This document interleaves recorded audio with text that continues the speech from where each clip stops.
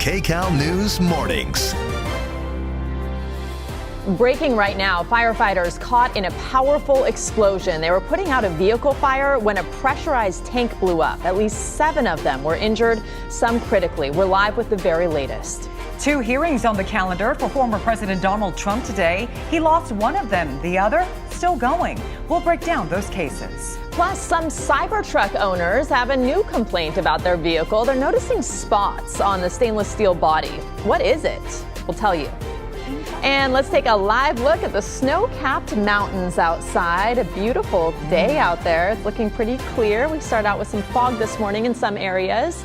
8:59 right now, and you are watching Kcal News Mornings at 9. Today is Thursday, February 15th. I'm Rudabeh Shabazi. And I'm Rachel Kim, and for Jamie Yukis, let's begin with some breaking news.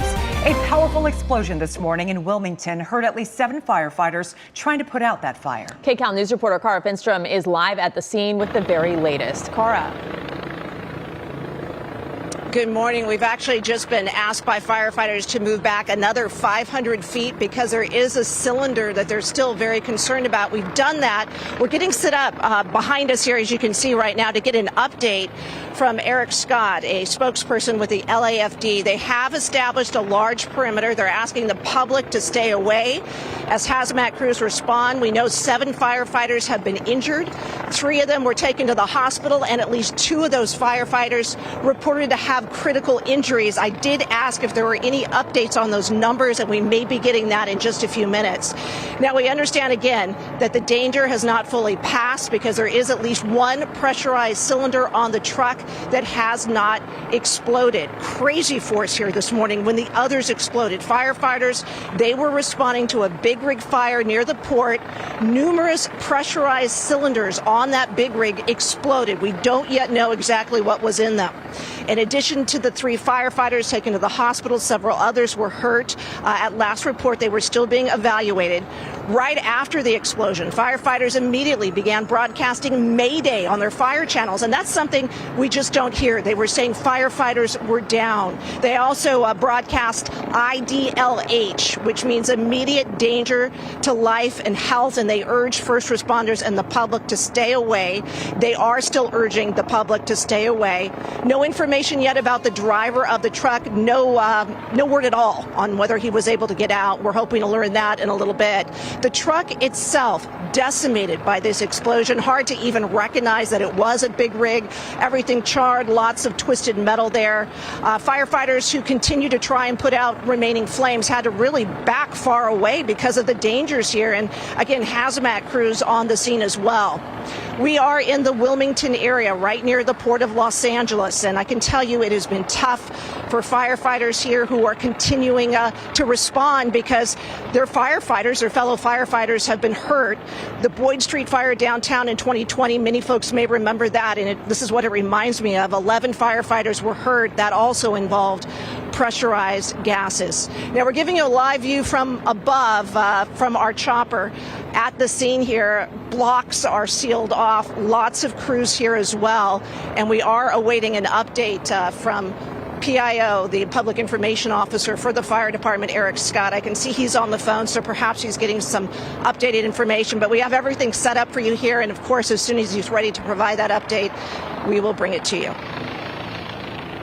Laura, thank you. I know a lot happening there. We have more rain on the way meantime in just a few days. Let's go now to Paul and Kalina. They're here to bring you your next weather and traffic. But the good news is today is beautiful. It is going to be so nice today. And actually for the next few days, we're watching the storm, which will take its time in getting here in long range. We've got that rain moving in, which could be another flooding concern. We are looking at a beautiful picture here of the San Gabriels. With snow still up in the higher elevations. The snow level with this storm is likely going to be around 7,000 feet, so more rain than snow in the mountains. But that is early next week. Today, it's beautiful. Ontario, reduced visibility down to 5 miles. The wind is calm. It is 53 degrees outside. We're still looking at some fog in and around Riverside. It has left Murrieta and Temecula. We have somewhat reduced visibility, just hazy sunshine around downtown Los Angeles and the coastal plain, but it's San Bernardino and Riverside, still the areas dealing with fog this morning. This afternoon, One of the warmest days we've had over the past week, 71 for our warmest valleys. High desert 63, the LA metro area, including downtown Los Angeles 67. Want to show you this. It's not today, tomorrow, even Saturday, but Sunday evening, the rain chances ramp up and the first half of next week is looking wet. We'll talk about how much rain we can expect coming up. Right now, let's talk about traffic with Kalina. Good morning. Hi, good morning. So we are taking a look right now at a motorcycle crash on the westbound 105 past Vermont. Carpool and left lane blocked off there. We did have another incident on the 105 right around the 710. That one's long gone, but the backup's still here pretty much between the 605 as you make your way out toward Vermont. That'll take you 45 minutes to get through. So if you wanted to leave at 9:15, 9:20, you might want to just pack up your things and head out the door. Here's the rest of LA for you. We got lots of traffic on the 110 northbound. That's pretty typical, but this is new. We have furniture in lanes, and apparently the debris is just scattered all over the place. Typically that happens when someone runs into whatever it is that's in the roadway. So this is southbound 405 right at the 605 where they're running a traffic break here, and you can see that really heavy backup now as you approach. If you have to take that specific route, I would suggest an alternate route this morning or to give yourself that extra 20 minutes because I'm not quite sure how long it'll take to get all of that out of the way. We do have good news though in the Inland Empire. Crash clear 10 east at 4th, lanes now open. To avoid that backup, you could take the 60 eastbound or the 210 east, both wide open. Rachel, back to you. In SoCal, our communities are diverse. Unique. Sheba Turk, you're in my shot, and so are you, Paul Diano. Outrageous. And totally us. Kcal News Mornings in your community. Weekdays 4 to 11. But I'm bummed. CBS News Los Angeles, your local news, streaming wherever, whenever.